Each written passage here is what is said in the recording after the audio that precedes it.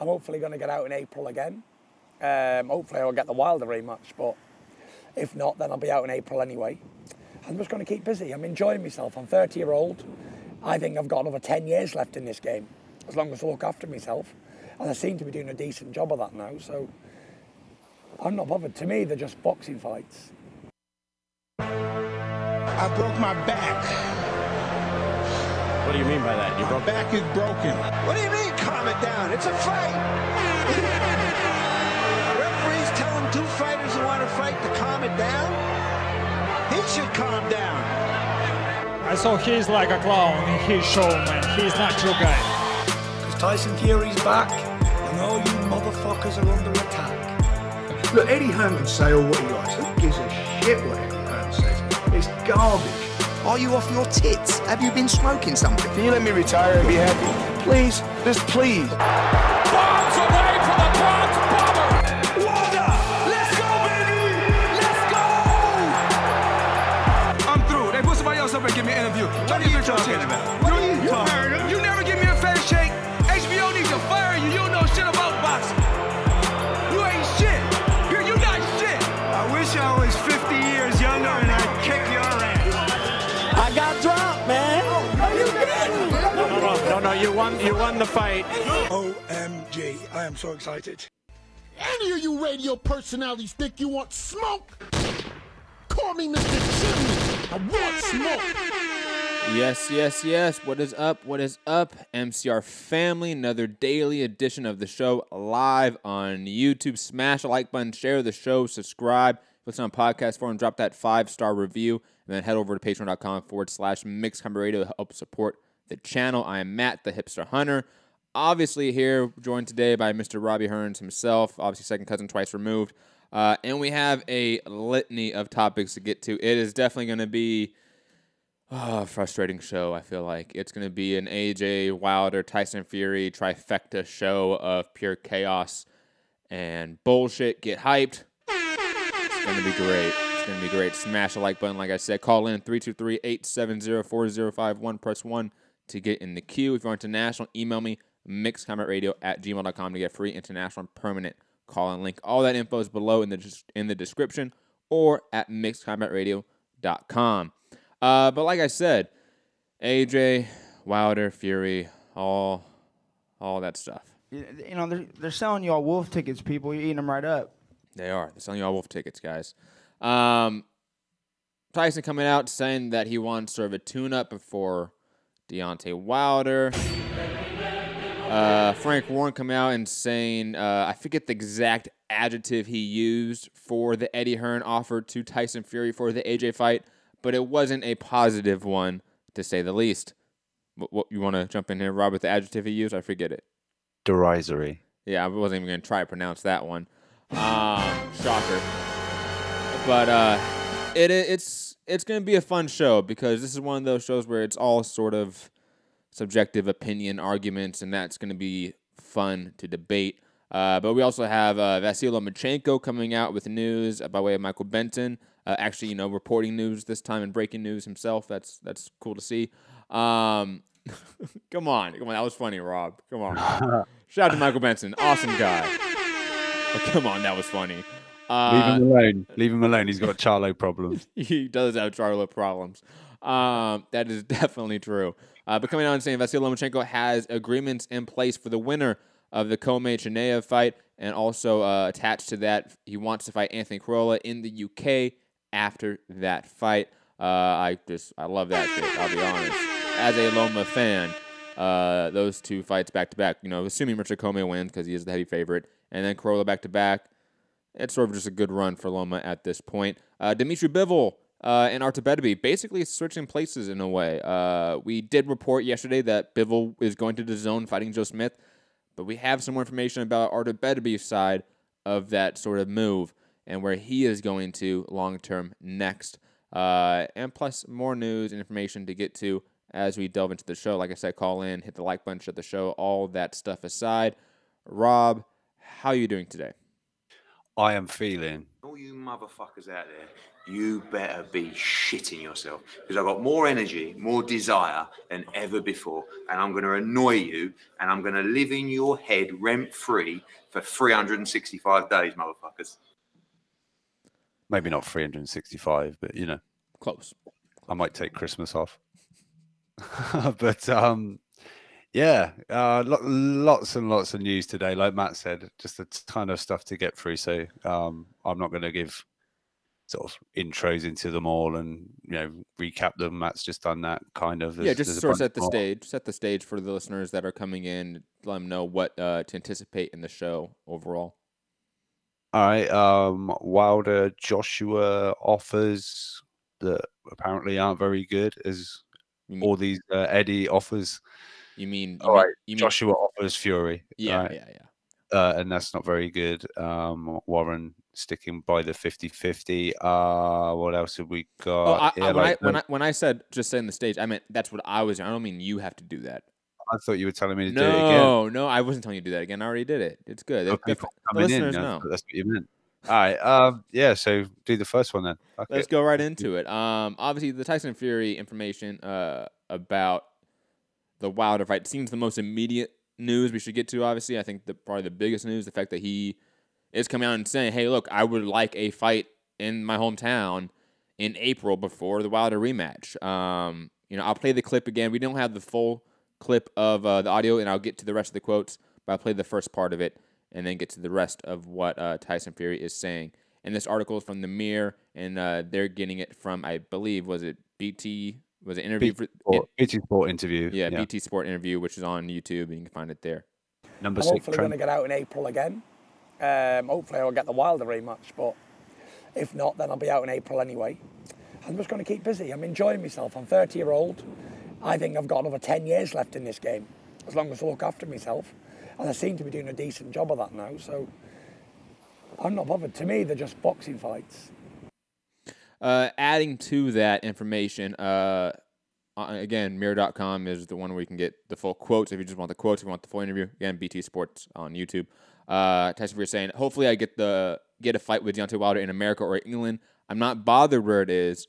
If it's in Australia or Antarctica, it wouldn't be a problem for me. Wherever the fight is, we'll go. And I'll be honest, when I first read that, I was really excited because I'm like, okay, Fury, like, Rod's been on this show every day saying, no, Fury, he desperately wants that hometown fight. I'm like, okay, here's he saying, like, hey, I'll fight Wilder in the U.S. It's not a big deal. So I'm like, okay, good job, Fury. But then I kept reading past the picture here, and that's when it got kind of depressing as it went on.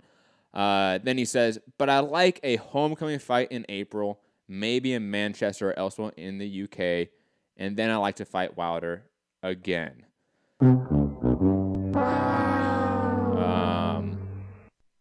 So yeah, that I'm not going to keep reading it because I feel like that's the gist of it. Like there's everything else he's saying. He goes on to shit talk AJ a little bit, shit talk everyone. That's nothing. This is the gist of what he is saying. Rob, what's your thoughts about this? I'm not too thrilled about this talking point now that we're hearing from Tyson Fury about wanting basically a tune-up before a Wilder rematch. I think this kind of goes a lot because didn't Espinoza after the fight suggest the rematch would be like June, like so whether Fury's like, well, I'm not waiting until fucking June. I'm gonna get another fight. He's obviously. He's just in the gym. He's happy. He's loving boxing. So I don't know. But let's be honest. The turnaround from an April fight to a June fight, especially a June fight of that magnitude we're talking about, isn't the smartest idea. Like in theory, if he's fighting in April, I don't think he's fighting in June with Wilder. I think the fight would in theory be maybe in August. It would have to be pushed back at least a few months. Yeah, I mean. You need build-up. You need the press tour. Sure. I mean, maybe they're looking at it and thinking, shit, we're demanding a lot of pay-per-view money off people quite a lot early on, every month almost. Mm-hmm. And also, is it going to hurt if we get Fury, Seferi too? I'm playing. If he's going to do the rematch, and it's not. I don't know if it's not next. Then to me, it can only be a Joshua fight. The only reason you wouldn't go into the rematch like next would be like a fight with Joshua, or I don't know. I think he just wants to stay busy. I just think he's loving boxing, and from the sounds of it, he wants to fight in April. He wants the rematch in April because he kind of said, if it's not Wilder, I'll be out in April anyway. I understand. Look, I think there's a couple contradicting things, not necessarily from your point, but just from the logic that you're presenting if you're on Team Fury. I know that you're just, again, theorizing what's sort of the mindset of Team Fury with these quotes. I think to say, I want to stay busy, I may jump into an AJ fight, are conflicting messages to the public, in my opinion. It may not matter at the end of the day, but those are conflicting messages, in my opinion. On top of that, I think from what he is saying, it doesn't sound like AJ. It sounds like I want a tune-up. Unless it's shots at, I think it's PSK in the chat. Unless this is shots at Joshua, referring to Joshua as a tune-up. I mean, that would be very Fury-like. That would be very Fury-like. I would definitely give PSK that. That's a very good point. It's just weird. This is definitely news that I was not expecting. That all of a sudden he would come out and say, "Yeah, I would fight Wilder anywhere," and the next breath and sentence say, "Yeah, but I want to tune up in April if we don't get Wilder." I don't know if that's, again, we've talked about this before. Public strong-arming through the media when it comes to negotiations. I don't know if that's what this is, because we do know Wilder and Fury are in negotiations right now. I don't know if that's what this is. Fury coming out and saying, I can fight, a tune-up in April in the UK. And that's some sort of public pressure on Team Wilder to give him a few more percentage points, whatever it is. Because he also said, like, Wilder needs to redeem himself. I don't need to redeem myself. That kind of thing. So, like, look, I'm good. The world thinks I won the fight. It's kind of on you if you want to prove a point. But I'm good. Maybe it's just... It could be a talking point, but I think there is some substance to that point, I'll be honest. Even as a person that thought it was a draw, I didn't think Fury won. The mass consensus out there, it seems, is that Fury won the fight, that Fury's back. He may not have the belt on his side, but I think there is some sort of added leverage in negotiations due to that factor and that public perception. And again, we've always talked about this. Negotiations for boxing, especially just combat sports overall, a lot of it is public strong-arming. Going to the media with leaks and anonymous sources and getting information out there that contradicts the other side. I mean, obviously, the A.J. Wilder fiasco of 2017, 2018 is a great example of that. And we're just seeing, obviously, the continuation of that because that was never resolved in any way. And plus, that's just all high-level fights. I mean, we're going to have that with the welterweight division, with Crawford Spence at some point. We're going to just have that. It just is the nature of the beast at this point. Quickly, sort of a guess, a preliminary thought. Does Tyson Fury take a in-between fight? You don't have to guess who it is. Not AJ. We're just saying, does he take an in-between fight before the Wilder rematch in your mind? No, I think... Or is this all smoke? Is this just all... It's Fury in front of a camera for like an hour. Well, I don't know quite how long it was, but I'm not sure. He's obviously said it possibly for a reason, like you say, whether it's negotiations or it's actually what he wants or it's trying to put pressure on in some way. But I'm really torn because whether like Eddie and AJ are going to steal this Fury fight from Wilder, I'm not sure. I don't know. I'm starting to really think we're just going to end up with Dillian White as originally planned or thought of. I know we've flirted with the idea of Miller and this, that, and the other, but I think we're still going to get Wilder Fury 2 and we're going to get AJ White 2. Quick little tangent. It is quite hilarious that we've went in the past, 2 weeks of the continuous news cycle changing about what the heavyweights are doing. And yet I think you're right. We're probably just going to get what we all thought months ago, that, Wilder Fury 2, the rematch happening in the first half of 2019. and the rematch of Joshua White. The winners fight each other second half of maybe 2019, hopefully. I'm kind of fine with Wilder Fury 2 and Joshua White 2. I'm kind of fine with it. I know the Joshua side of it is we're not getting the Wilder, the undisputed fight. We're not getting the real big fight. Oh, when are we going to get this big fight? We keep waiting and waiting. But as far as deserving it, obviously White deserves his shot. He's done everything that's been put in front of him, and we've been here before. But yeah, we've gone full circle. Is I guess, yeah, just how it goes is insane. I know it drives everybody mad. I know people are sort of sick of it, but we're just reporting, what comes out, what gets said, and we can take it with a pinch of salt, or it can mean something. But that's what we're kind of here to sort of talk about it, really. Just if people weren't aware, Fury's looking at maybe doing a tune-up, another fight before the rematch. So now you know. Now you know. Let's get to that quickly. That offer from AJ to Fury. I know you want to talk about that. You've been wanting to talk about that for days now. So we can get to it. It came out today. But we. What was the aspect of that news you want to talk about yesterday? Even though I think we did talk about it, it was. Oh well, it was Eddie saying that. We fight Tyson Fury more than Deontay Wilder, or to happen. Yeah, whatever. And when pressed, it was who's next for Joshua, and he kind of went Fury or White were his two that he proper narrowed it down to. But anyway. Yeah, just play Gareth A. Davis. Shout out to Gareth Davis, man. What a nice guy, honestly.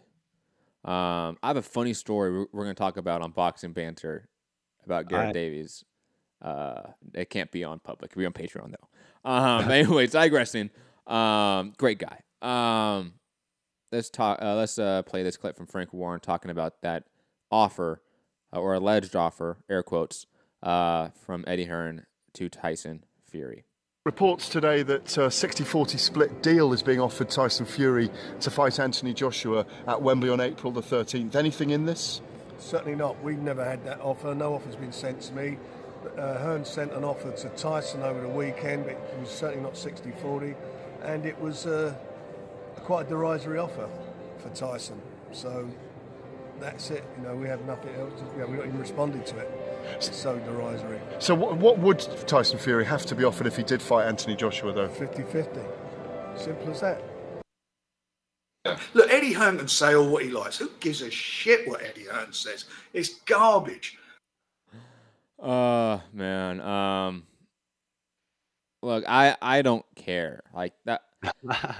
I will be, for some reason, I'm in this controversial stance for our listener base, because now our listener base is 65% UK listeners. Is it really? Yeah, it's at least in this last month. I don't know about all time, but this last month, yeah, you UK listeners, shout out to Sporting Icons, obviously, and you, Rob. But God, wow, the listener base is not UK boxing fans. The UK audience is not happy with my stance that why in the hell would you want an AJ Wilder or AJ Fury fight before we have some sort of resolution with Wilder Fury? Apparently that's controversial. I don't know why, but that's why I don't care about this. I really don't want to see AJ versus Wilder next.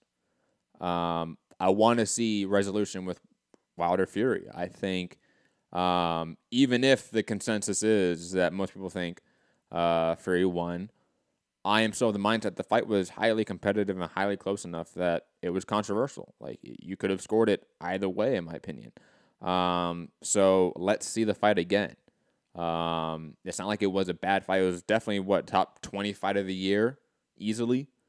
Definitely had some of the biggest dramatic moments of the year, I would say, with that 12th round knockdown, just that round overall. That was probably round of the year, arguably. So I want to see that again. And the idea that AJ coming in and poach one of those guys off of a draw, and that's appealing to people, I don't understand it. I don't understand it at all. I don't see the logic behind it. I don't see why you would even want that as a boxing fan. It just makes little sense to me. So that's why, again, I don't really care about this alleged offer, which was, according to Frank Warren, below 40%, but he didn't even get the offer, so I don't know how he knew about it. But anyways, good times. Frank Warren, Eddie Hearn, the best love-and-hate relationship in boxing, let's be honest.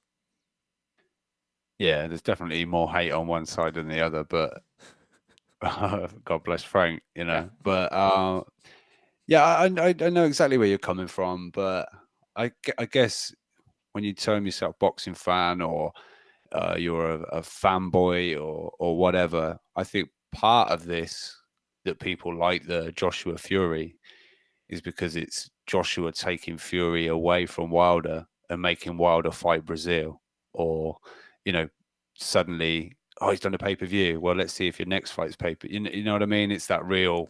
And see, like, there's serious fan, flag waving, but yeah, and just to very quickly touch on that, and then you can go. Like, that seems very, and you're right. I think most people, if they're of that mindset, it's because they want AJ to take something away from Wilder, and that just seems like super negative. And I know I'm a prick on this show, but like that seems like crossing the line on some level of just being an asshole. Like, why would you want that? Like again, but continue. Sorry.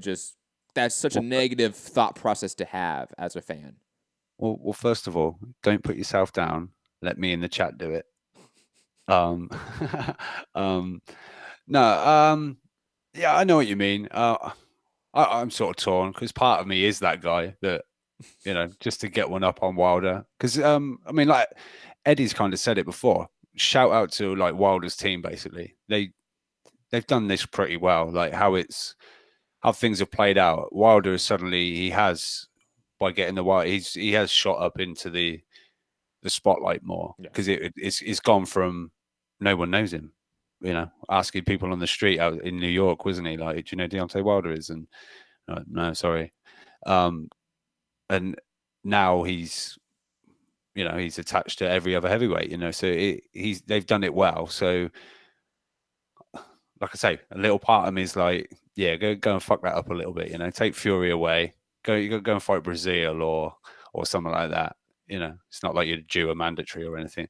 And then I also agree with you. Let's find out, although the public perception is Fury won that fight, let's get a definitive in box rec W next to whoever's name. Mm-hmm. And then, it sets up a even bigger fight for Joshua, whoever's the winner of that. It makes it a bigger deal, I think. So, especially, I think if Fury can go over there, get that rematch and get that bout and bring it back to the UK, that is humongous. I mean, maybe not like worldwide, but no, I think it is. I think it is big. I think it is big worldwide, and vice versa. I mean, if Wilder beats Fury definitively in a rematch, so he knocks him out this time, right? Like that 12th round, he actually gets him out of there, right?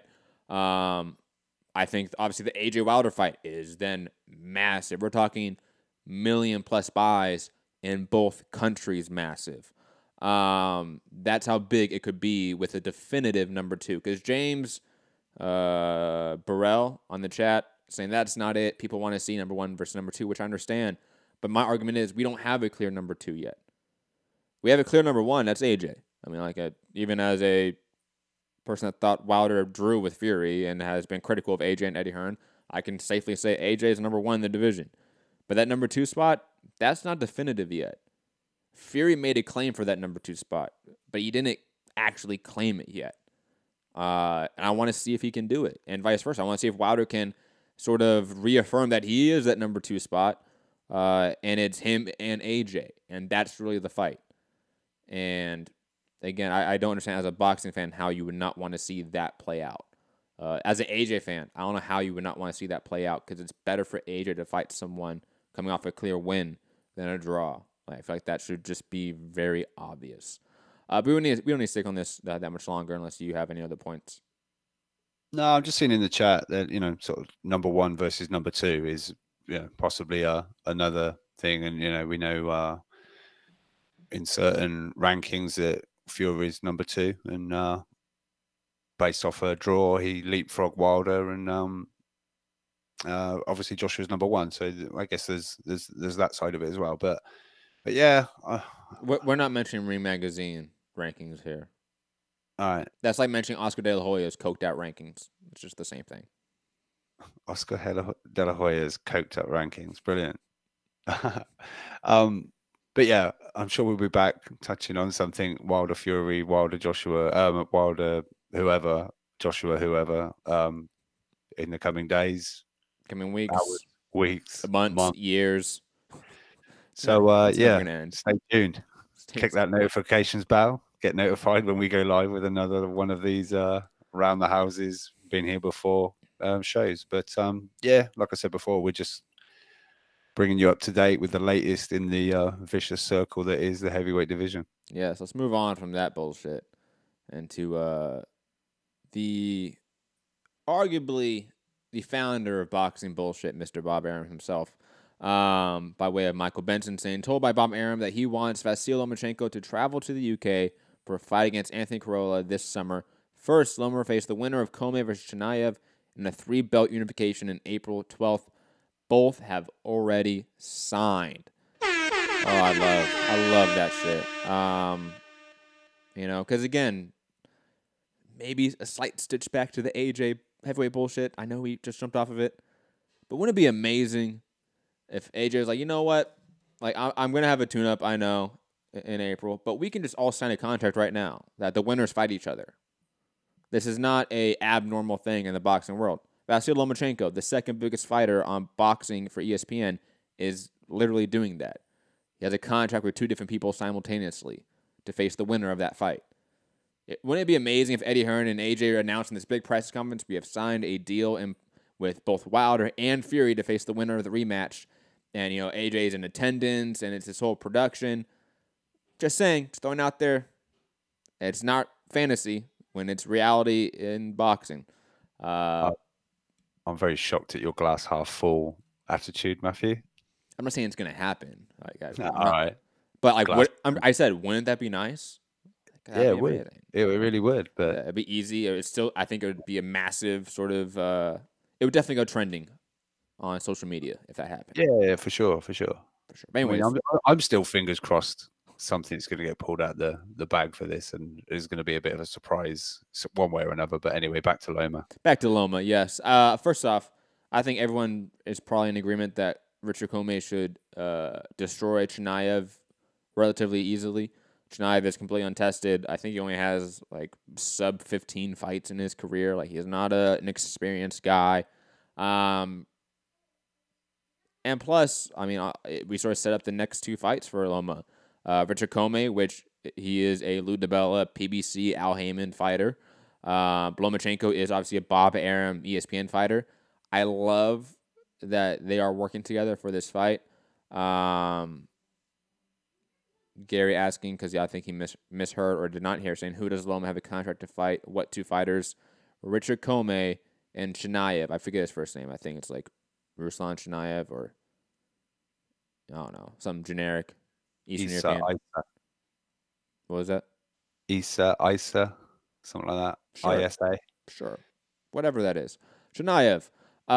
He has a contract in place with both of those guys to fight the winner. And then they're talking about fighting Anthony Crolla in the UK in the summer, which I know Rob is happy about. He's been wanting Crolla to get that paycheck for a while. How satisfied are you, and do you think most boxing fans are going to be with the next sort of 2 fights for Vasiliy Lomachenko? Yeah, I think like the first one is going to be a unification, so you can't knock that. You know, I think a lot of people were, looking forward to a Commey fight. I think to a degree, we're going to see maybe Loma, tested a little bit. And then, yeah, for me, I'm just thrilled for Crolla that it's looking like Loma's going to be coming to the UK to fight, which I'm obviously excited about. That's going to be great. And B, I just feel Crolla's been an absolute, just a star. He's not been that standout, amazing. He's definitely not a Lomachenko, right? So, but he's just been a kid that's worked his ass off, and he's made the best of what he's got. and it's took it to a certain point, and you know, yes, I'm pretty sure he'll lose virtually every second of every round, but he deserves a big fight, you know, a real big fight against a name, you know. I know he had Linares twice and, you know, went 24 rounds with Linares, but this is like it's bigger. It's bigger. A real good, potentially, like I mean, it could be his last fight, or you know, after this. No, I don't mean he's going to die, Matt. I don't know what you're laughing. I just, but this is a good way to go out. A nice paycheck against Lomachenko in a potentially, you know, winning all the bouts opportunity has arisen, and it'd be fantastic, especially if Eddie gets this, or this ends up at like Manchester Arena, you know, in his beloved Manchester Arena, you know, especially, you know, it means that's a lot to sellout, him, right? Like that's an easy sellout.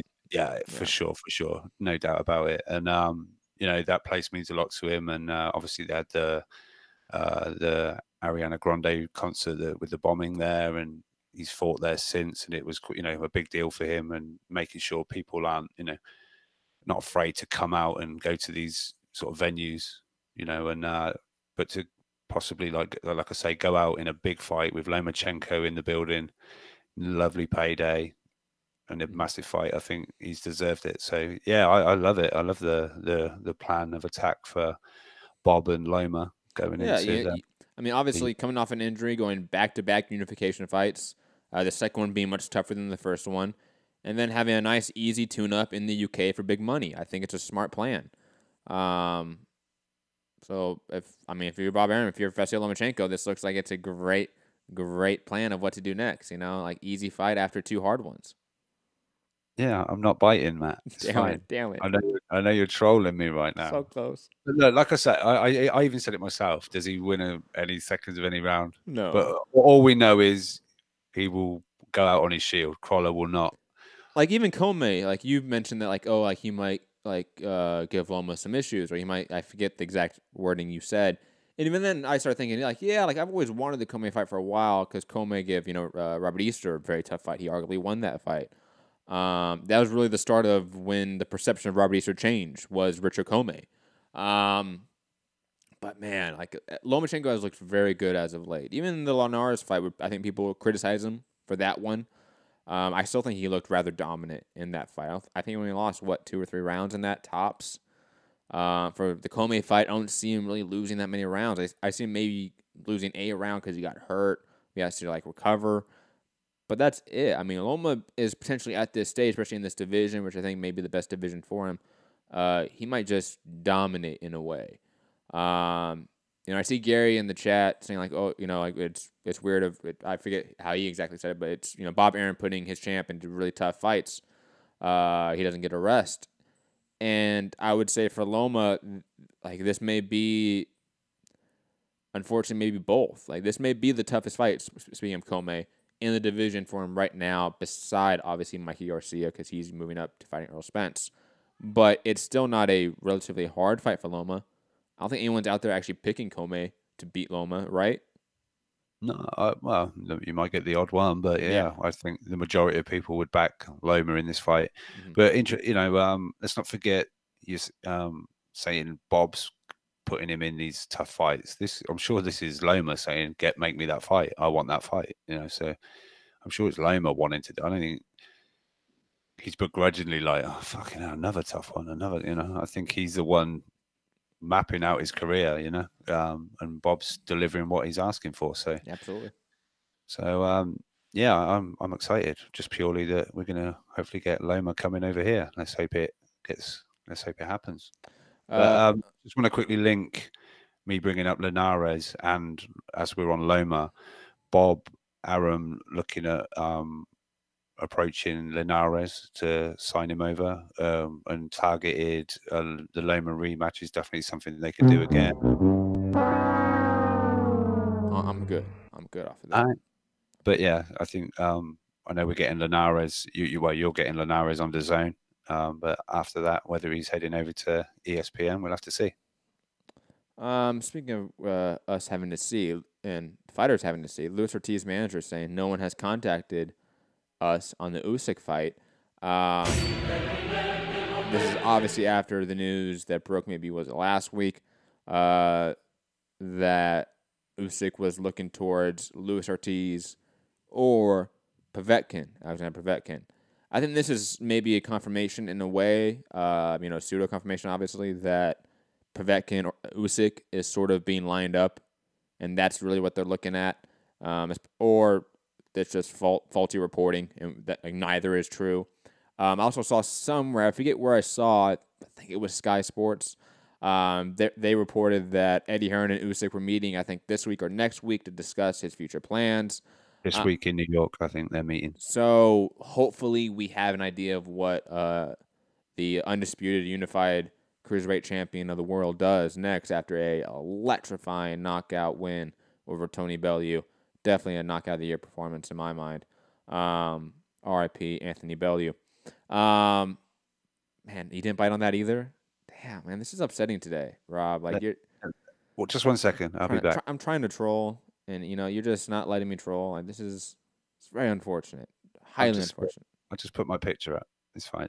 Yeah, I quickly switched cameras because I don't want that bullshit. I'm gonna put it back. I'm gonna come back.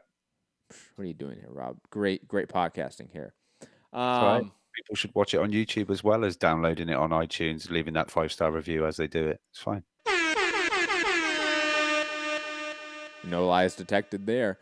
Rob, your thoughts on Usyk? What's his next move? And Luis Ortiz's manager saying that they have yet to hear anything from Usyk's team. Interesting that they said that we will take that fight all day long. Of course they would. Without an offer being sent. Yeah, I'll fight Usyk as well, all day long.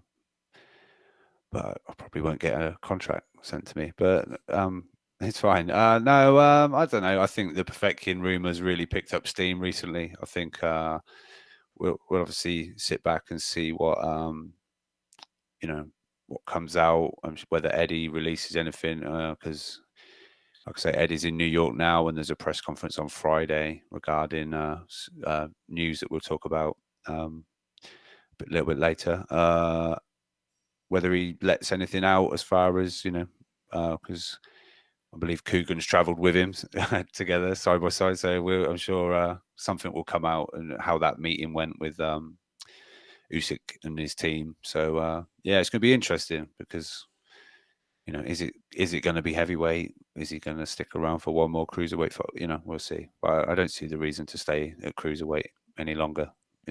Agreed. And for the sake, is it a Povetkin? I think that's although it's Povetkin, it's still, I think, you could perhaps take a slightly easier one, but Povetkin's,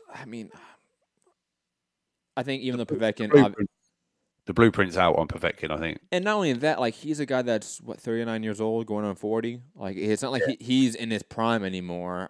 He's a guy that's been around for 15 years, basically at the top. He looks slower. He looks less efficient. David fucking Price rocked him at one point. Come on.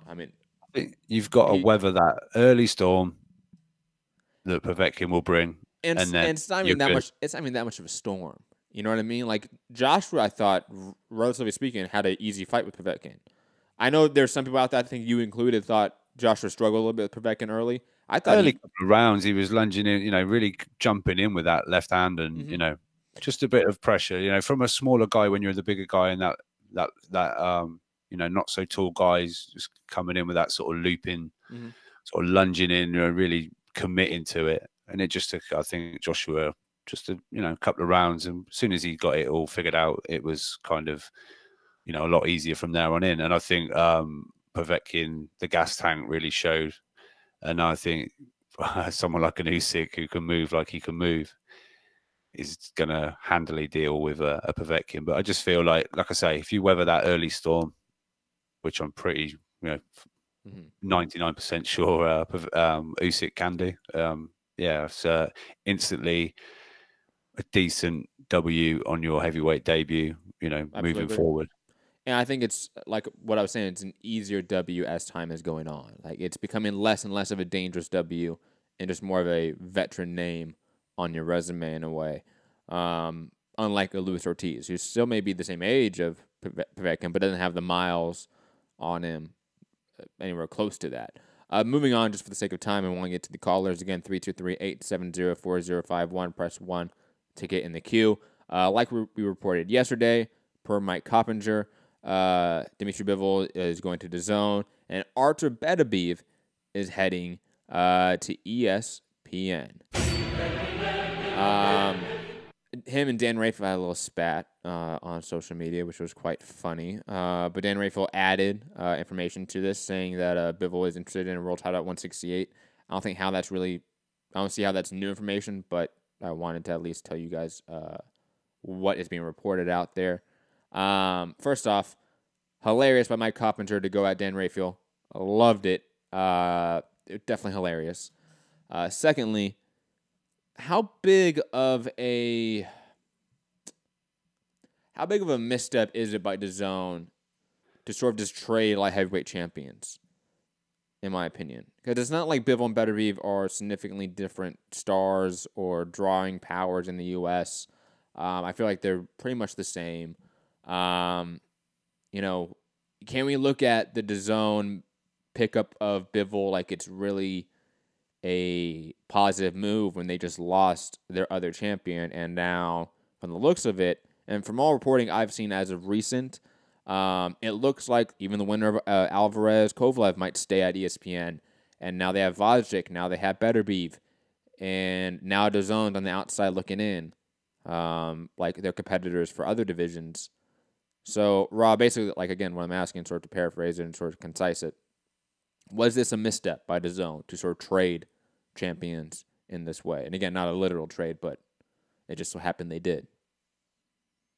Yeah, I don't know. I'm not 100% sure of the Beterbiev story behind him moving away. Whether more comes out, I'm not sure. But what do you mean by you don't believe the story? No, I not believe. Sorry, I mean I'm not fully aware of.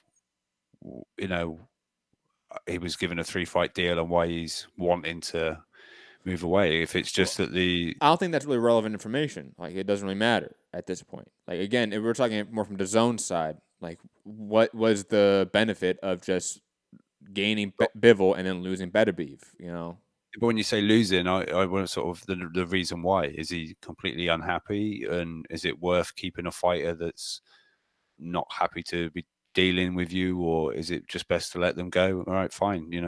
I don't know. It's kind of like keeping a football player that's not happy at the club and you're not going to get the best out of that that player in a sense. You cut your losses and just go right, fine. But I would argue that if you're a DAZN at this point, you really can't quote unquote cut your losses. You need champions. You need people to create interesting fights. A Bivol Beterbiev fight is an interesting fight. It may not be one that's going to, automatically rise subscription rates, but it's definitely a competitive, legit world-level unification fight, which is what they need. They need quality fights and quality cards, quality main events. I don't see the relevance in why Beterbiev left, because whether he was disgruntled or not, he's gone. And now they lost a piece of that division to a direct competitor. Yeah, no, I get what you mean. I'm not saying it's a smart thing on their part, but I just feel, sometimes, keeping an athlete against their will, if that's what the case is, if he's just really doesn't want to be there, and but let's say that's not that. Let's say it's not the case, because nothing indicates that. Okay, all right. Well, if DAZN said we don't want you anymore, you're free to go wherever you want, then I think that's a mistake on their part. But without knowing the story behind it, it's hard to say DAZN have fucked up or DAZN have gone, okay, well, It's not about if DAZN fucked up. And Rob, I know you're in, DAZN and Eddie defense mode. It's okay. Oh, I'm not. I'm just not understanding what you want me to say. I think you are misunderstanding the question. Is this beneficial or not to DAZN to not have Beterbiev anymore? Well, no, then. No, it's... Do you understand what I'm saying? Like, yeah. Does it hurt or help DAZN in this sense, and again, trade of Beterbiev and Bivol?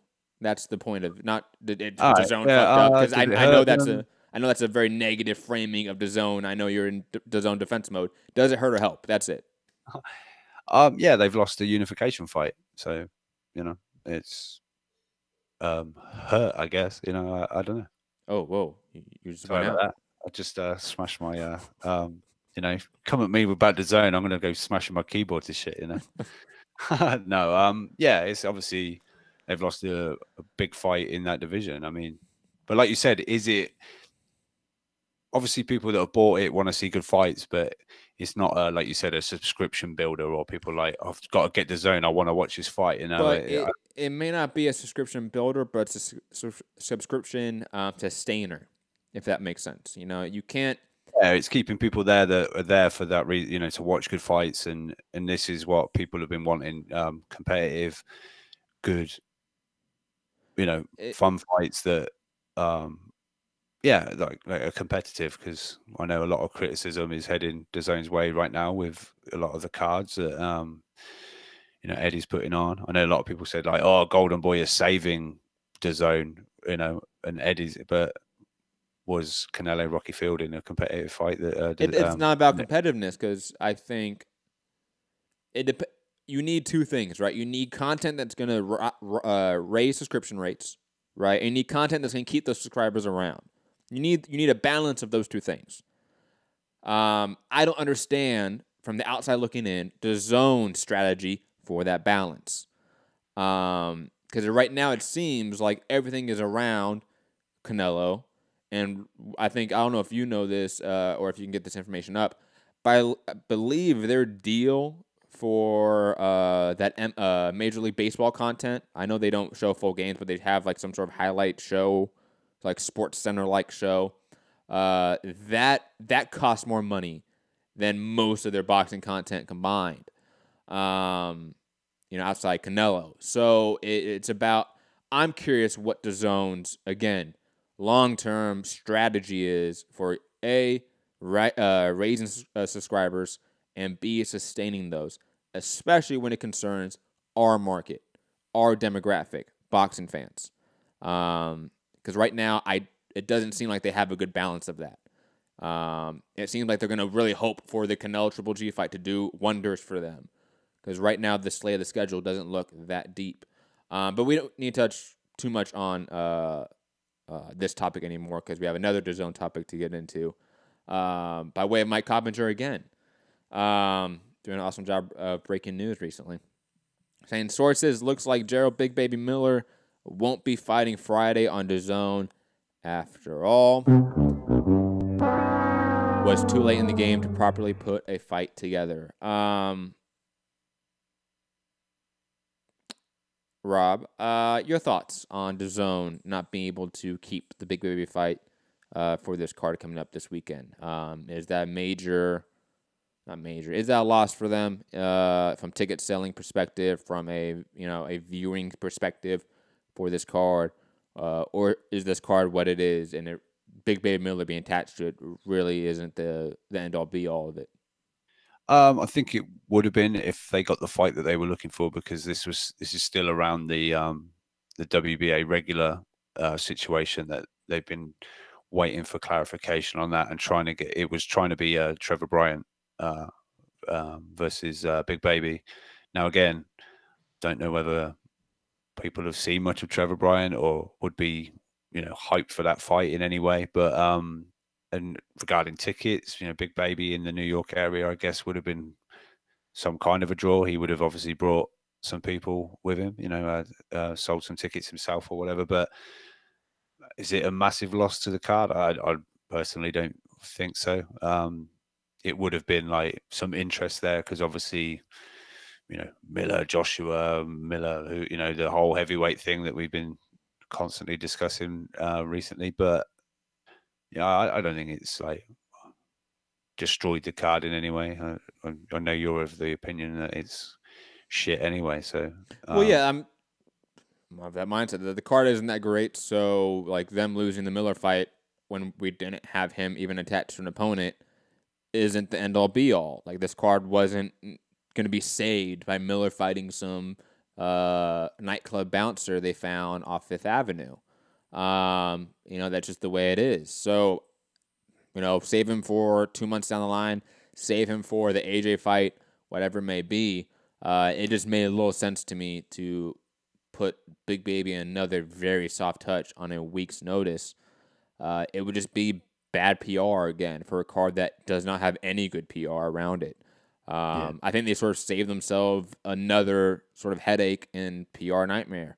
Because the op-eds, the columns, the articles written about Big Baby Miller fighting Joey DeWalco 2 or some other person, I think they would have received some very negative pushback for that when the card already is getting that. You know what I mean? Like, this is sort of just cutting their losses and moving on, which I can't really blame. Now, obviously, as a consumer, does it bother me I don't get to see Big Baby this month as a paying customer of DAZN? Yeah, a little bit, because their content this month has been atrocious. We're halfway through. We're getting the first card, and it's not the greatest, and it's just lost its second biggest name. It is what it is, but don't we want a definitive answer to the DeWalco draw?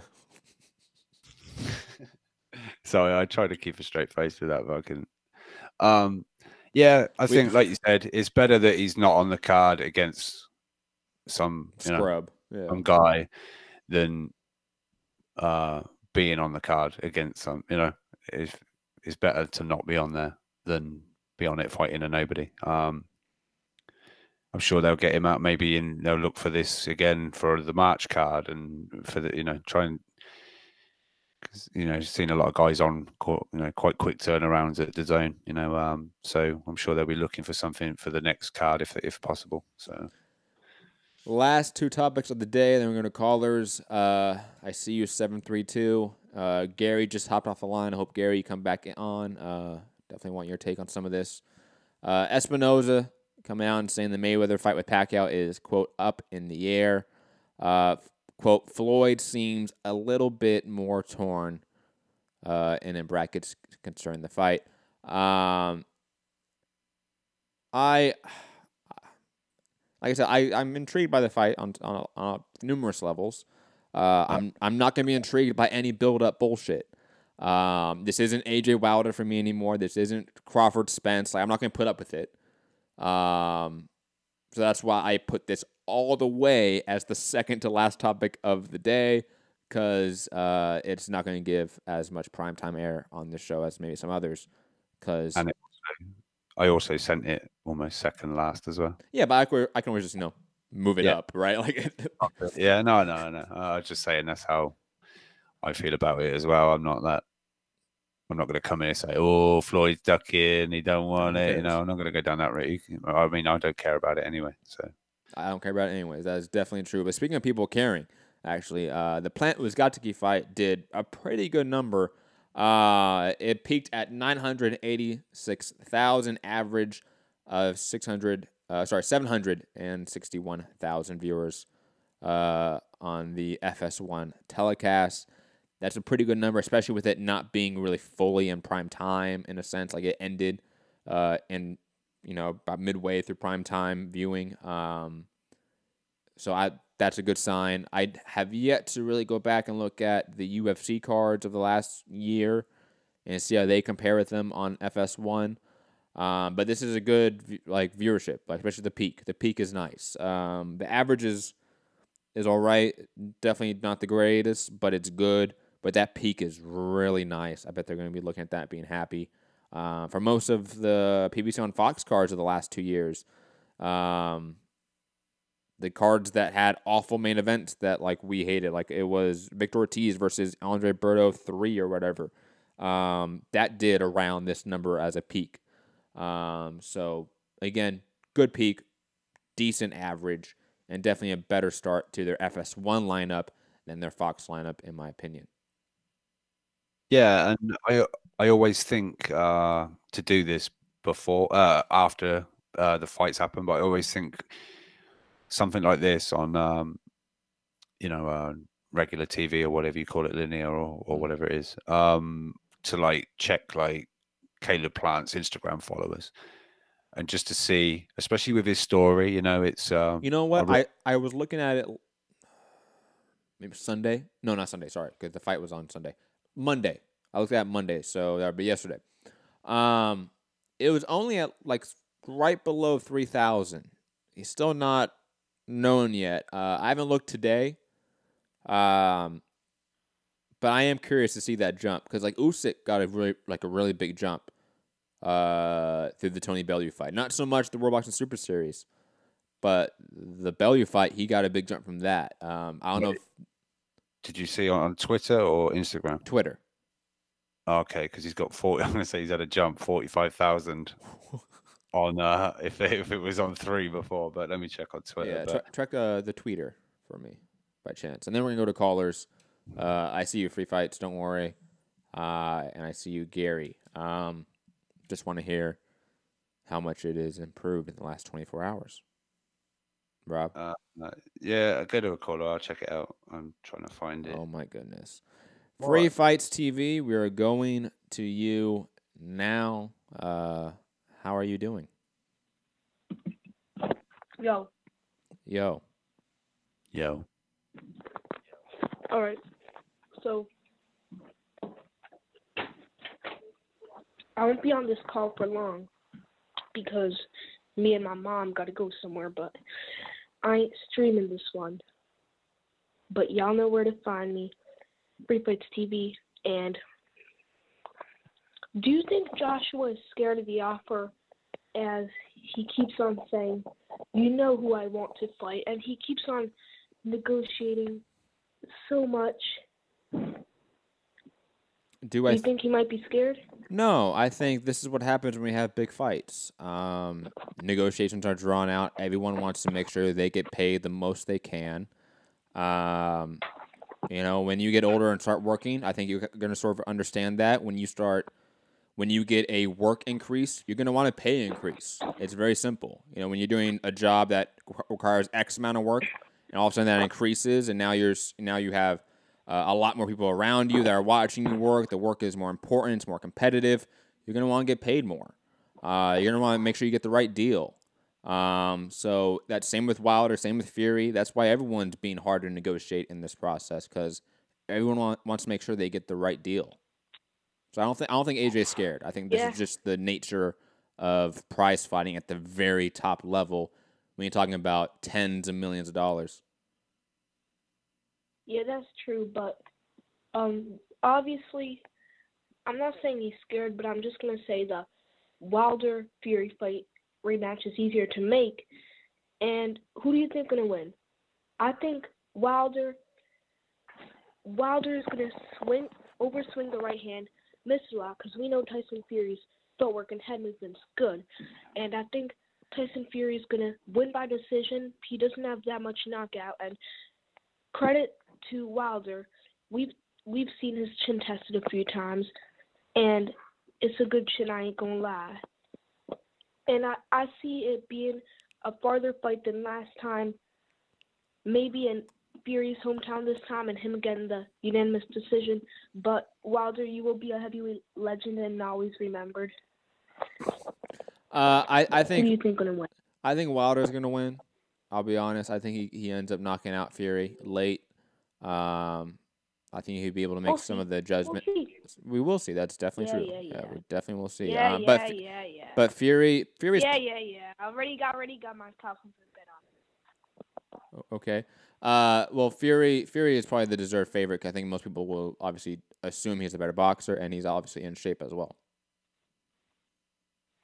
Honestly, I'm rooting for Wilder first and second match, but this is a business, and I got my own channel, and I can't be biased. I just gotta tell the truth. But I love your channel, MCR. I subscribed.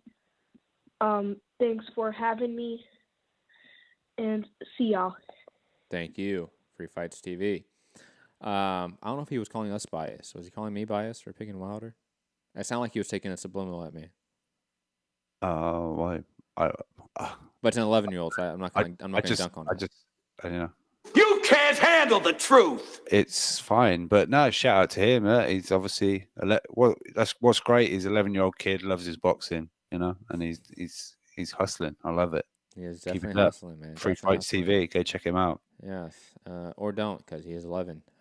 Maybe just look at the channel. Holy shit.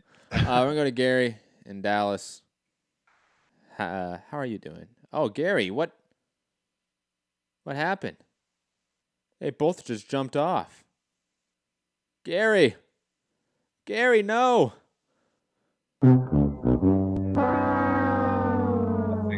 Okay, Gary came back. We're good. Oh, I thought he was offended at you taking shots at the 11-year-old. I didn't take shots at him. You said, or not, he's 11. Go check the channel. That was a joke. That's not taking a shot. Come on. All right, cool. And I don't think that was taking that's not even a joke at him, I feel like. Right? Like that just anyways, I digress. I don't need to explain the joke. I feel like it was a very obvious joke. Anyways, going to Gary in Dallas. Gary, how you doing? You finally found a guy that you're bigger than, so you're gonna take shots at him, even though he's 10 or 11. Is that what we're doing now, Matt? Yo, you found someone.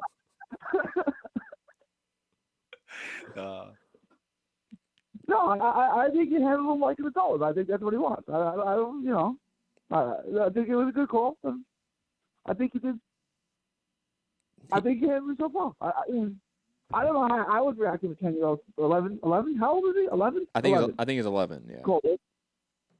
Yeah, and I think you treated him like an adult. You didn't handle him with kid gloves. I think that's what he wanted, right? Yeah, I mean, he's calling into the show. I mean, I'm assuming his parents are aware of that and allow him his independence. So, if he wants to call into an adult show, then I mean, I will talk to him like an adult. That doesn't mean I'm going to yell and scream at him, but it means I'm going to, have complex thoughts and perspectives that a 11-year-old might not understand, but he will someday. And that, I mean, we were all a 10, 11, 12, or 13-year-old boxing fan at some point.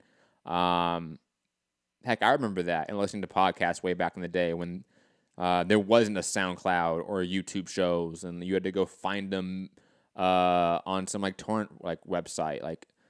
It was a weird time. So it's a better time now for kids, I think, to pay attention to the sport and find content that they like. So I'm always supportive of that.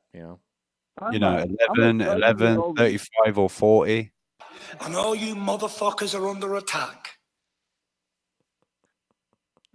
I'm 12 years older than Maddie. When I first became a fight fan, we didn't have the internet, right? That wasn't a thing.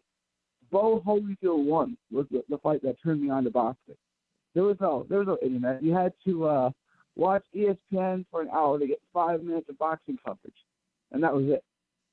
So yeah, I mean, you can get wall-to-wall boxing coverage now. So it's really good for young kids. And at Rob's age, Rob didn't even have TV, so he had to listen to the fights on the radio, right, Rob? I had to look for them on the radio, or did I have to listen to them on the radio? You had to listen to them on the radio. You had to turn the knob in the living room with the family. You all cuddled around it, Yeah, Winston Churchill was talking on the radio an hour before, back in the good old days, right? Yeah. After the war. I can't remember. It's such a long time ago. What's funny is Rob is 4 years older than me. I like to make fun of him being old. I'll be there. Fuck it. Well, at least I have my hair, so at least I got that going for me. Bring the kid back on. He's gone. What was that? Bring the kid back on. You got to go with his mom, guys. Come on. First of all, everyone relax. This Wild. I missed the first 15 minutes or so of the show today. Wilder Fury 2 is going to happen. Fury's already training for the fight. It's going to happen. This is just negotiation. The fight's going to happen. Everyone relax on it. There's not a doubt in my mind that fight's going to happen. Fury is the one that's coming out saying, "Hey, I want to fight in April in my hometown, regardless of if it's Wilder." Okay. I just watched an interview with him that was recorded on the 13th. What was that, 2 days ago? Saying that he's already training for this fight and all he wants is, okay. Okay. I mean, to be fair, Gary, you are looking for consistency with a guy that's had some mental health and substance issues. No, you're right about that. You're right about that. That's like saying, hey, Broner, why? That's like saying, like, hey, Adrian Broner, why aren't you more consistent, man? Please. He is. Okay, He is. that's a fair point, right? I mean, he might do something else. But it just seems like he wants the win that he deserved that he didn't get last time, and that's what he wants to do, right? Because saying I want 50% in an AJ fight is saying I don't want to fight AJ, which is fine if you're fighting Wilder. Because, I mean, at this point, no one's going to get Fury 50%, but 50-50 split to fight Joshua. So saying I want 50%, or I'm not taking the fight, is in essence saying he doesn't want to fight, which I assumed was because he wanted to fight Wilder. But if he's going to fight nobody in his hometown in April, I can't see it. We'll see. I can't see that being the case. I would still bet the range that fight is going to happen in the first half of this year. I can't see them, either guy fighting anybody else. And then, okay, so I made a prediction early in the year. And you're saying Loma's going to fight Commey? Yeah, he has Is there he has a deal in place with the winner of Chimaev and Commey to fight them in April. I'm going to go on a legend saying maybe that will be a co-main to the Crawford pay-per-view as an attempt to try to get in the hardcores. Sure. And then after that, face Anthony Crolla in the UK. Okay, so I made a prediction that AJ wouldn't fight any of the other two heavyweights, Charlo wouldn't fight Canelo, and Loma wouldn't fight Tank Davis or Mikey Garcia. So it looks like all of those things are pretty much going to happen this year, right? Like all the fights that we want, none of them are going to get made. And I'm not complaining about the Richard Commey fight. It's a unification fight. If you want to unify, you have to be all the champions. So I'm fine with it. And then he's got to fight Crolla too, right? That's a mandatory. Yeah. Yes.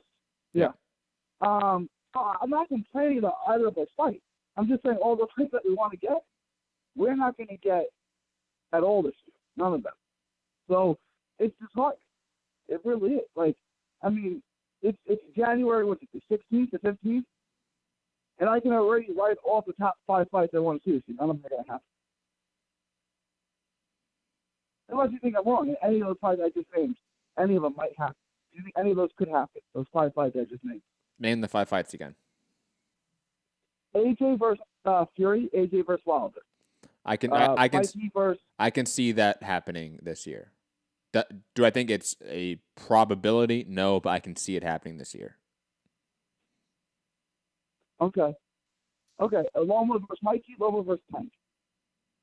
Either one of those. No, those aren't happening this year. Okay. Charlo versus Canelo. No. Okay. You know what I'm saying? It's like you said, maybe one of those could happen. Maybe. And I still don't think that Eddie Hearn is going to throw AJ to any of the non-DAZN heavyweights, maximum heavyweights, until he's run AJ for all, until he hits no more options. But we'll see. We'll see. It's disheartening as a fight. And I don't think the Commey fight is bad. Like I think Commey is. I think Richard Commey is better than most of the league. I think he's not going to win, but he's big and strong, and he's going to give Loma problems. He'll win rounds in that fight. That's not going to be a 120, 108 shutout. He's not going to make Commey quit on the stool or anything like that. Commey's going to come there and put up the fight. So the fight is fine. I have no objection to the fight. It's just not the fight I want. And the same thing with Crolla. It's a fine fight, and Crolla's a professional. He deserves it. He deserves the chance of that fight. He's earned it, so I have no objection to that fight. Except it's not Tank Davis. It's not Mikey Garcia. It's none of those guys. So like settling for this fight, and I don't know what beating any of those guys does for Loma's legacy. It does for his standing. Like, we already know how those fights are going to end. He's going to win all of them. I was poised then, Gary. I was coming at you, waiting to see what you said about Crolla, but you said exactly the right thing. So I sat back away from the mic. Gary, I mean, I think I think me and Robert probably like 100% agree with like basically everything you're saying. Like, there's nothing.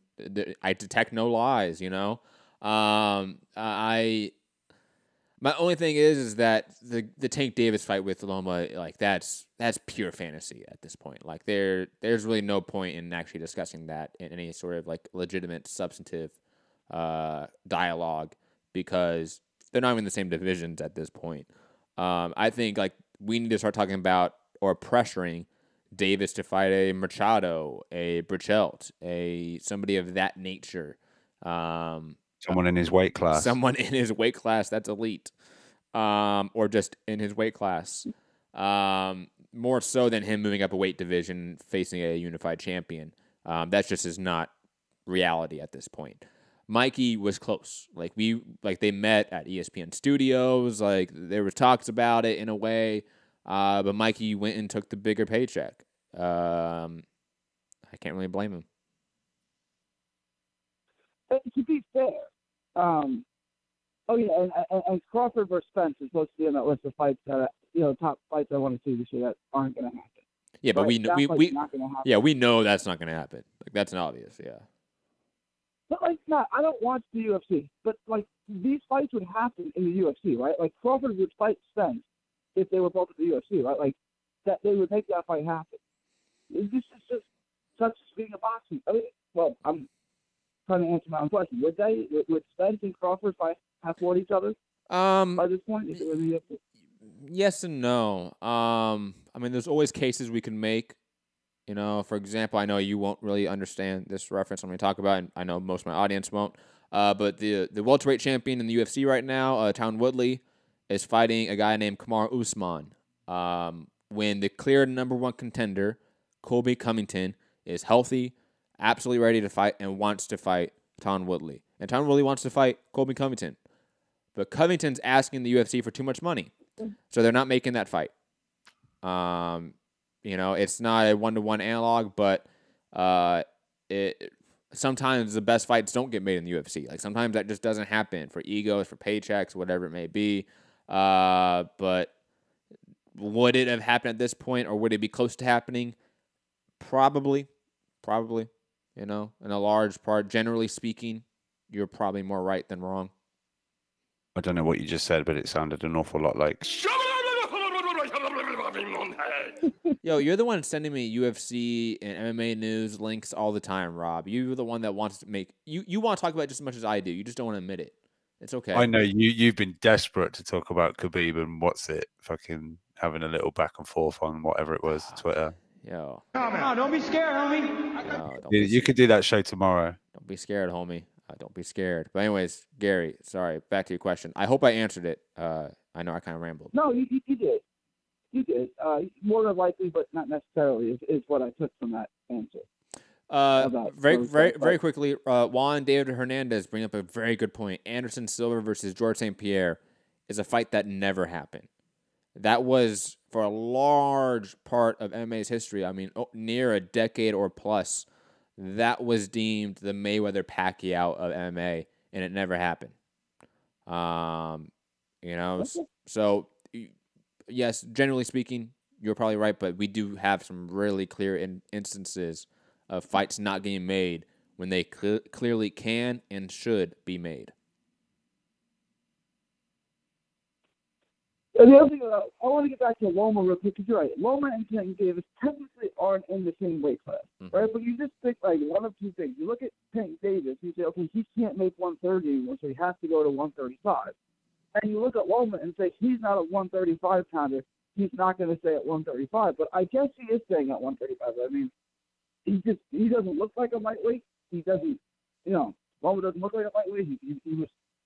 He's really small for the size, but if that's the way he feels comfortable at, and that's the way he wants to take his fights at, then I guess I can't consider Loma a 130 pounder anymore. I guess he is a 135 pounder moving forward, even if he doesn't look like it. So yeah, in that case, until Tank Davis actually moves up to 135, there's nothing to see here. I agree with that. I just think 135 is. If he keeps fighting top names at 135, someone will stop him. I'm not saying it's Commey. right? But I'm just saying, he's so undersized for that weight class. It's just, it's not a good look for him. He will lose at 135.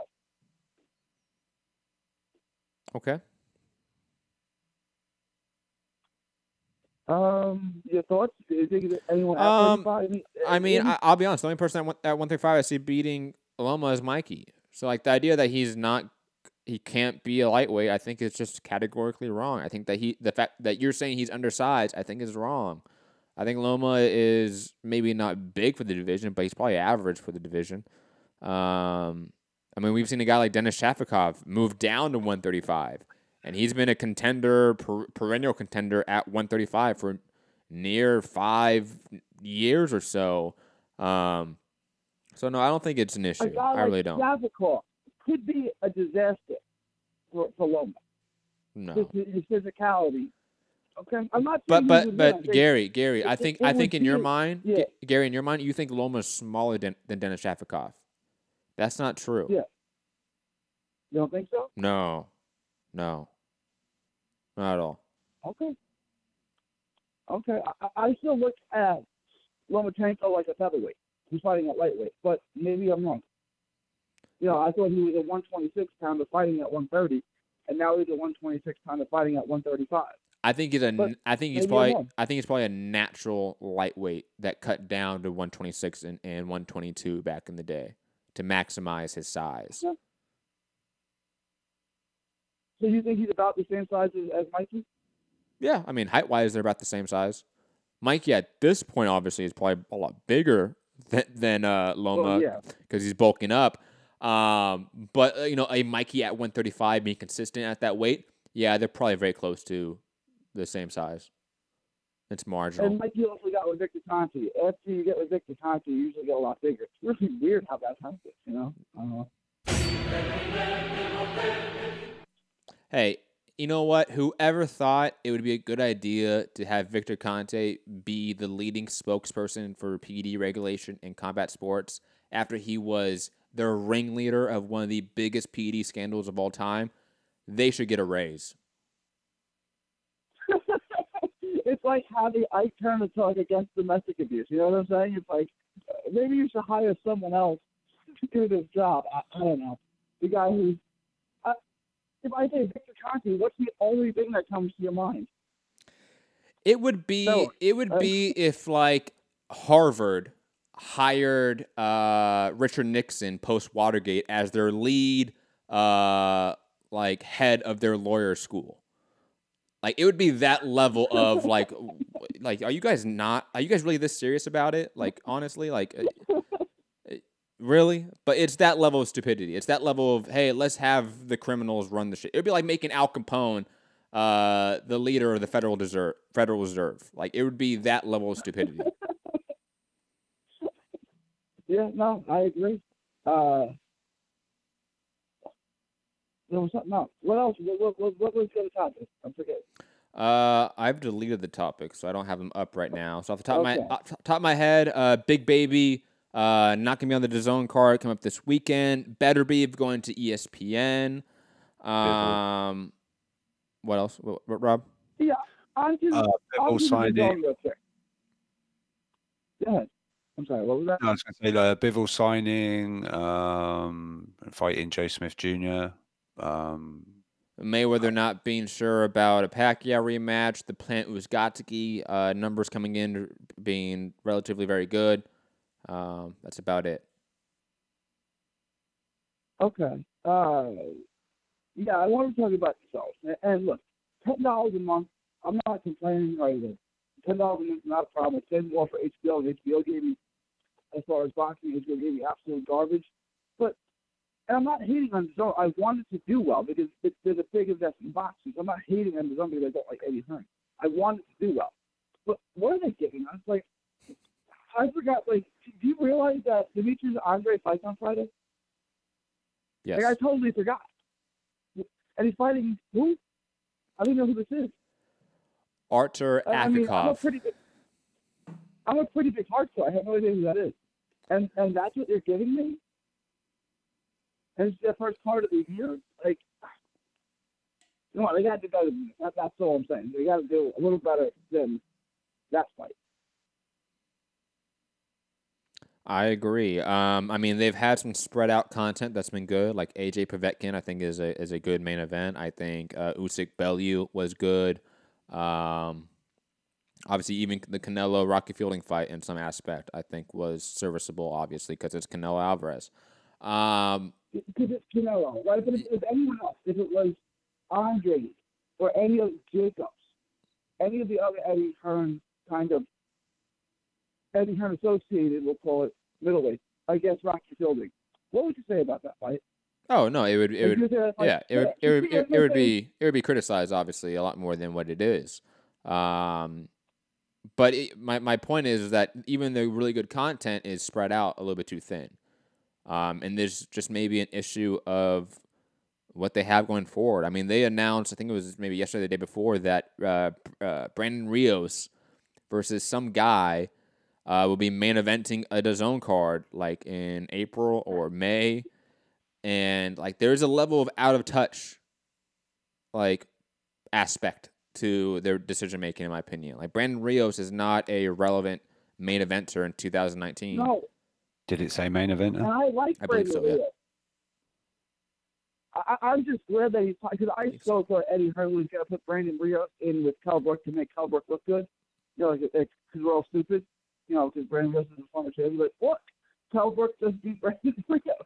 Like, that does nothing for me. But I'm glad he's not doing that. It looks like we're going to get Brook versus Jesse Vargas. Is that the rumor? Yes, Brook Jesse Vargas seems like it's one of the rumors, but it seems like the most likely. Or Brook Jeff Horn. I'm with that. I would rather have the Jeff Horn fight, but it looks like they're negotiating with Vargas. And then, like, look, that's the 11-year-old that closed it, right?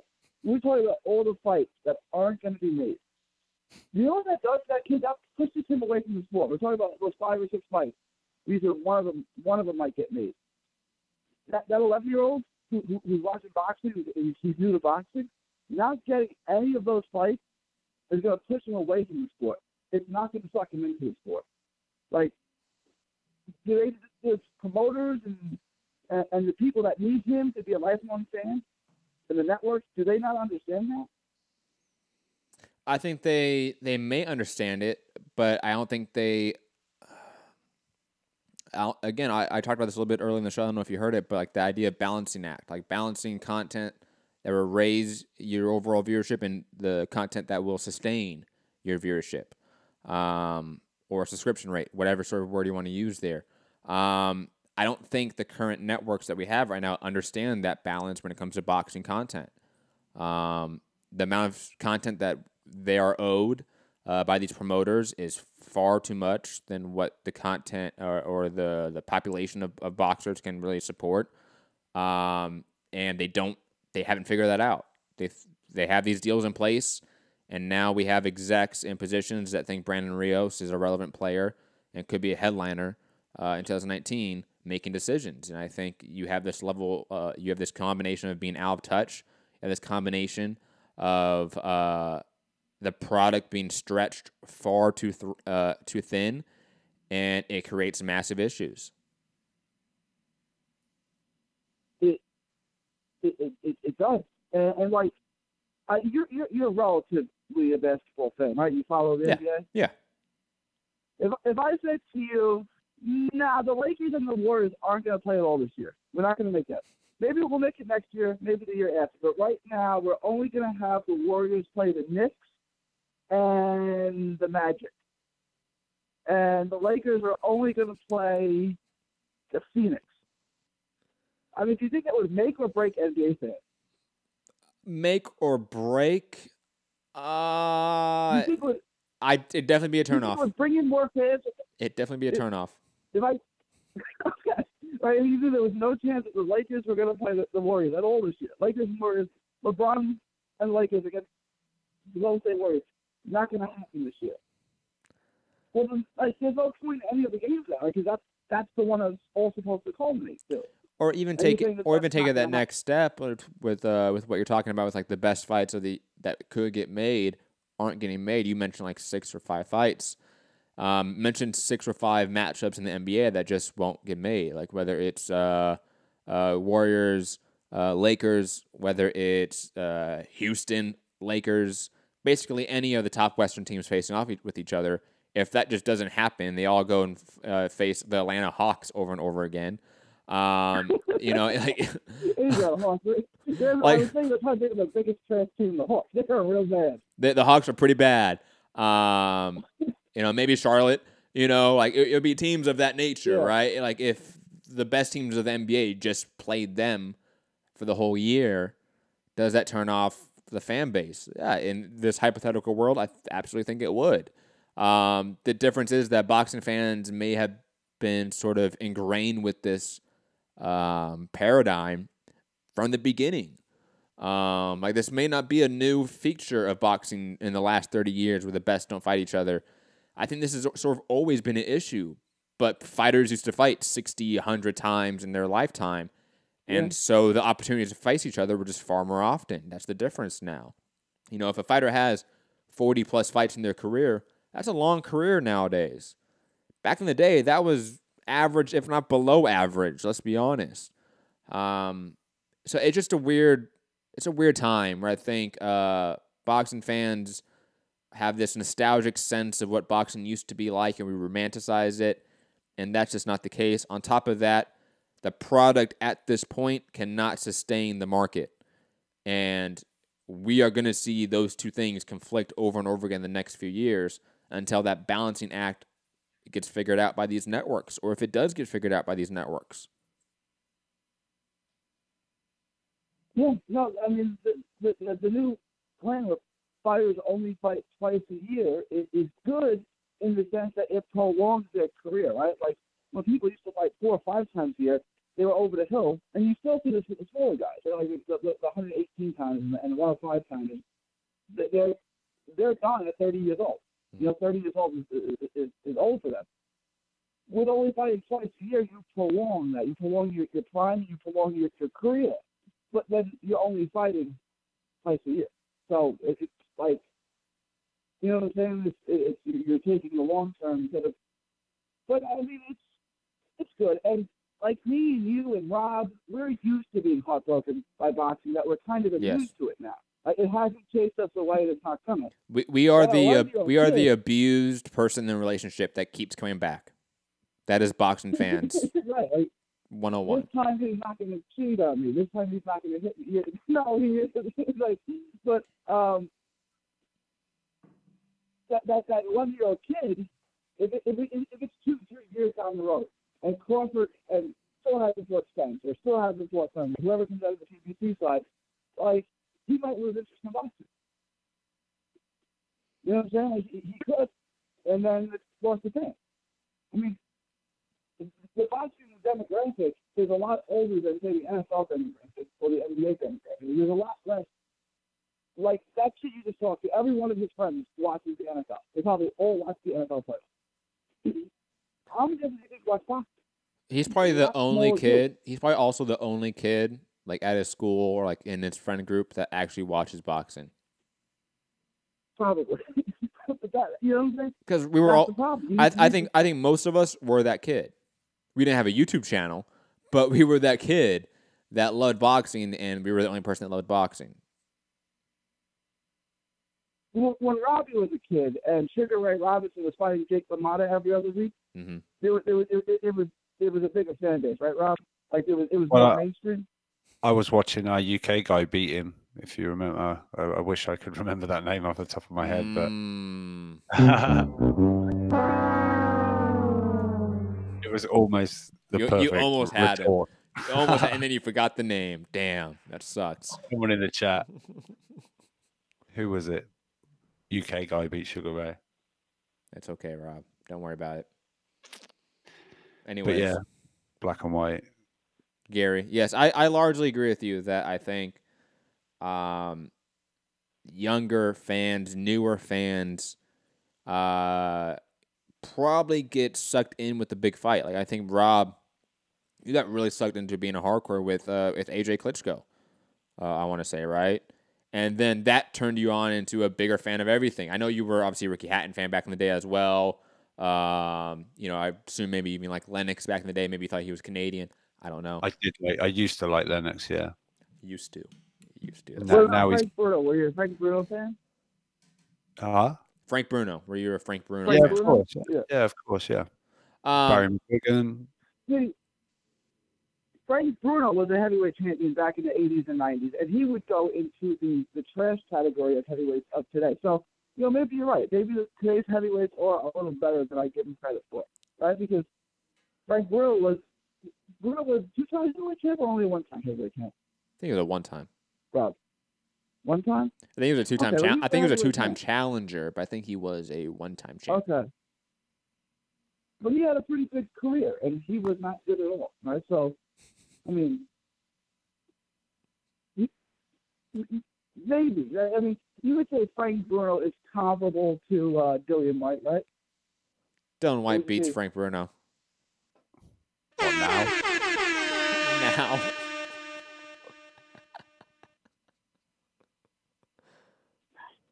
On that note, we'll break it down. Bruno versus Dillian White. I'm going to be out on that. Is that it? Easy, fellas. All right, thank you, Gary. Yeah, that's it. Gary, have a good one, man. Gary, you just need to stop hating the heavyweight division, man. A lot of hate there. It's like Keith Thurman, heavyweights.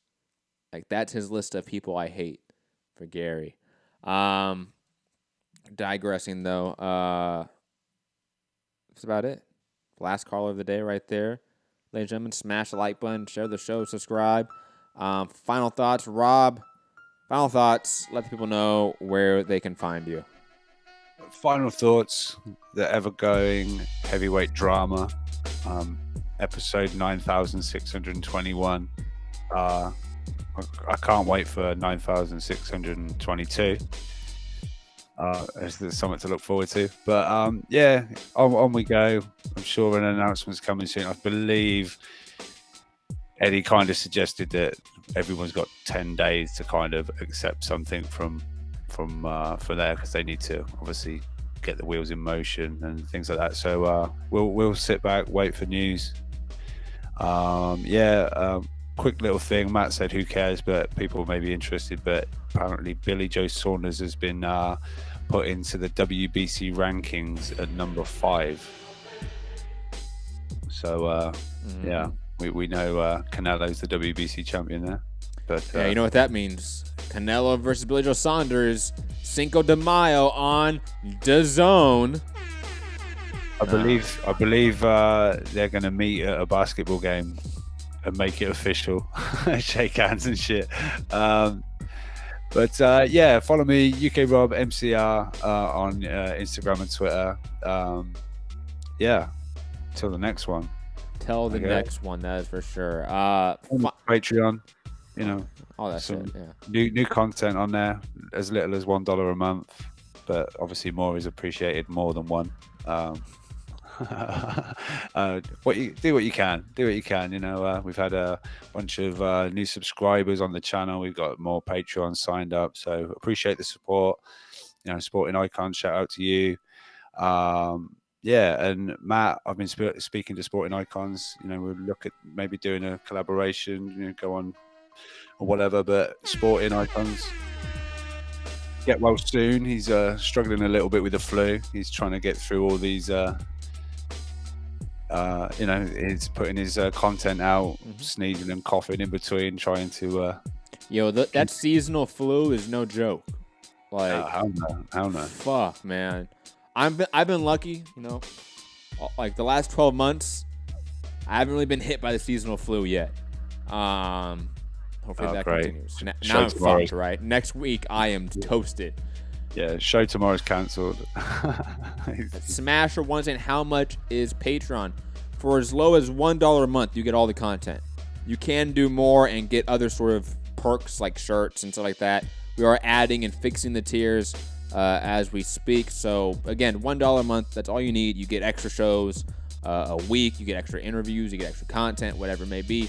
And more content's being added daily. UK Hour is coming back in a big, bad way on Patreon exclusively for 3 days. And then I'll jump over to you guys for free So if you want to get a jump on the UK Hour show, all my UK listeners like Smasher One, gotta join patreon.com/Mixed Comment Radio. That link is below in the description. So click on the description right now, head over, click on Patreon, and have a great day. I am Matt, the Hipster Hunter. You can find me at Matt Hunter, MCR, and be back tomorrow or later today. Who knows, man? Like, I just feel like working. But like I said, have a fantastic Do a UFC show then or something. I mean, an MMA show. I have been neglecting MMA content for a while, mainly because obviously, like, you're my co-host, so. And I know shit about that. You know dog shit about MMA. I don't know shit about boxing, but that's true. But hopefully, maybe me and Anthony can get together and do a show about that. That'd be cool. Extra content. It's not confirmed yet, but most likely, I will be credentialed for the Bellator card next week at the Forum, which is on DAZN. Rob, that'd be fun. I get to see what. I'm so proud of you. I'm so proud of you. I get to see what DAZN is like. That'd be fun. Yeah, I'll have to download DAZN. Oh wait, I can't. Oh damn. R.I.P. But anyways, so maybe I might be, and this isn't for MCR. This is for ShareDog.com with Anthony Walker. So making your own bag, is it? Hey, because of the last trip, I got content for MCR. Just saying. Get more this time. I do have more content to put up, but I'm always afraid because it's not like. Anyway, digress. We can talk about that off here. Have a great day. Peace. Laters. Are you off your tits? Have you been smoking something? But you commit to me, and you get a piece of my heart, and you get my commitment, I'm gonna make you a star, motherfucker.